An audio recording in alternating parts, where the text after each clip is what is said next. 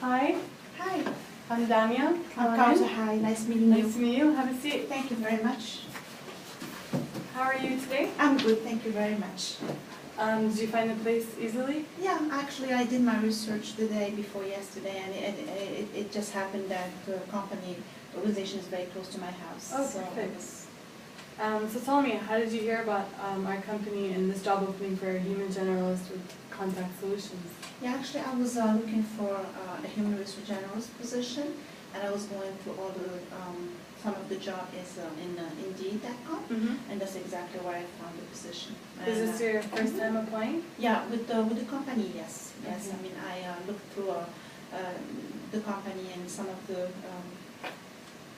did my research, and it seems like some of the things that I'm interested in was a company that is customer service oriented, and it seems like that was the best fit for me. Which this is exactly what we do. You said you did a little research. Can you tell me more about our company? They have a lot of they are very customer service oriented. All their business, all their processes and businesses and the way they deal with clients is their success is based on how they deal with client, basically. So I felt like this is a good fit for me. Can you tell me a little bit about your previous job? When you said you're customer service oriented, was there a lot of that in your previous job that you could bring to our company? It was I would combine actually not only my previous job but also a job that I have done for 10 years. I worked as a flight attendant for 10 years, and I had to deal with a lot of people at the same time. And as I started that job, I felt like I wanted to do something similar from a customer service perspective. I felt like as a human resource generalist, I would be able to deal with people in general on a daily basis. Using my previous experience, obviously that was not the same level because I needed to have more qualifications and more skills. So through my education and my experience, I was able to reach that level where I could combine my customer service skill and my qualification as a human resource generalist. As a flight attendant in your previous job, I'm sure you've encountered many situations that deal with customer service dilemmas. How would you say that you deal with conflict? Because in this sort of job, this happens on the regular. Yeah, I really feel like resolving conflict is a personal matter. I mean, it's the kind of person you are, and I felt throughout my career, I was able to deal with people in a very easy way, but from a work office environment, I felt like customer service is something that is inner to you, that is something that you would acquire as a person, but also as a human resource generalist, you need to have the qualification and management skills to deal with those kind of people. I believe that with my education and my experience, I've been able to reach that point of customer service expertise. Along with customer service, especially in this day and age, we're very heavily dependent on technology today. What types of word processing softwares are you proficient with using? Yeah, actually, in any work environment, for this job or any other job, I think that nowadays you really have to have the expertise in applications in general. I did have a degree in human resource, in information systems technology, because I felt like in any job I would be doing, I need to have that expertise. I really needed to feel like I'm comfortable enough in any job I would be doing. So I would consider myself as an expert in Excel, Word, Access, PowerPoint, and other applications as well. To throw out a hypothetical question here, during the life cycle of a project, you need to have a lot of interpersonal skills in order to communicate with managers and other co-workers. For example, if this were to happen, tell me about a time where a manager or a co-worker, if they were falling behind, and it was affecting your ability to provide a timely report to your supervisor, how would you approach your manager knowing that the delay came from another co-worker or manager? Yeah, I believe that as we interact with each other, we all should have the flexibility. Obviously, any conflict or any delay should be related to specific and clear conflict, whether it's a personal conflict, whether it's program conflict or task conflict, it is safer to make sure that your supervisor knows about it, so that at his end he needs to report to the higher management, and for the organization to be able to deal with those kind of conflict.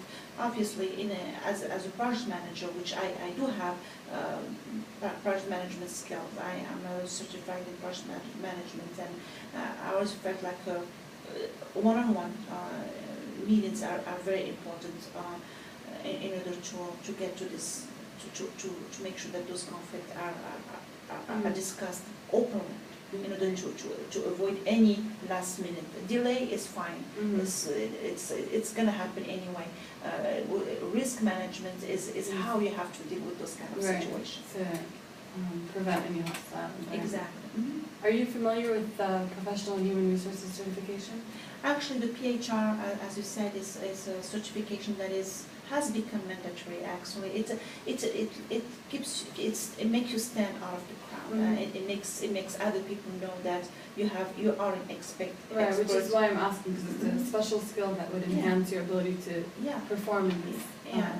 And the certification is a general knowledge of the 6 areas in human resources. Can you tell me about 2 areas of the certification that interests you most? Yeah, I mean, among the 6, I've been interested in employee relations because it's emphasized again on the customer relation issue.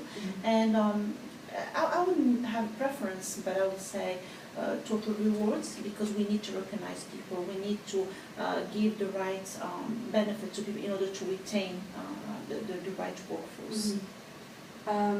How would you encourage a non-hostile environment in company? Because a healthy environment that creates satisfaction for not only coworkers but clients and other employees is extremely important. Yeah, I really think that in any organization, or as a human resource generalist or human resource manager, you need to implement those policies for people to know that this is how we should behave in a work office environment. People need to have guidelines, and our job is to actually create those policies and train people, train the managers, so that they can deal with their employees the right way to avoid any interpersonal conflicts. Would you say you're proficient at preparing employee separation and exit interviews? Because that's something that's in the job description for this job. It is part of the job. What we do is we have to interview people during the exit to make sure that we need to know the reason behind their departures, and the reason why we're doing that. We come up with a survey at the end.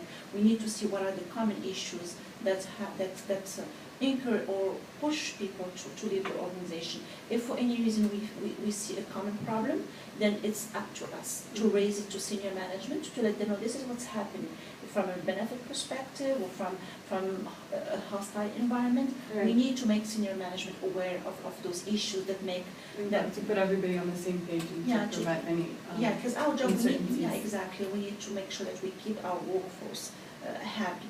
We don't want to spend money on qualified people and have them leave and work for other organizations that might be competitive to us. So we as organization, we need to make sure that we retain the best people and to make sure that we have the best benefits for them. We use the EEO and the AA data compliance in order to perform a full life cycle requirement. Are you familiar with such policies? Yeah, actually, the equal employment opportunity is obviously something that we need to make sure that every employee, every citizen has the right to have a job. So among all the interviewees, we need to make sure that we have a pool of candidates from a diverse organization. Because diversity is extremely important. Exactly. We need to make sure that we have a diverse pool of candidates to give opportunity to each employee or each person to apply for a position. Once we have those pool of candidates, we need to come up with the right number and to give the chance to have a diverse workforce. Diverse, I just want to reiterate, diverse but still fully qualified. Exactly, and that's exactly the key. When we talk about the affirmative action, we need to make sure that we give the chance to everyone But the key here is to give a chance to every qualified Right. employee the chance to have a job. And among those qualified employees, we would have to choose the best qualified one. That is the key in the affirmative action. This has been great, and you seem extremely knowledgeable, especially based on your research. Can you describe yourself in 3 words based on customer service that would enable you to bring something positive to the company? Yeah, I strongly believe that there are 3 elements that are personally very important in any job. Our ethics, because that prove that you respect yourself and you respect others. Your integrity. You need to create an honest and fair environment. You have to have, and then like I said, we work for people. We need to be here for the people. So we need to have great customer skills. I mean, with those 3 elements, I believe that you create a very good employee.